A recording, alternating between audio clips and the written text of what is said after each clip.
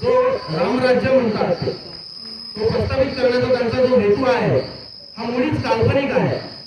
त्याचा पूर्ण वैज्ञानिक प्रमाण नाही, वैज्ञानिक संदर्भ नाही, तरी पण ते भारतीय संस्कृती, भारतीय विरासत म्हणून ज्यांनी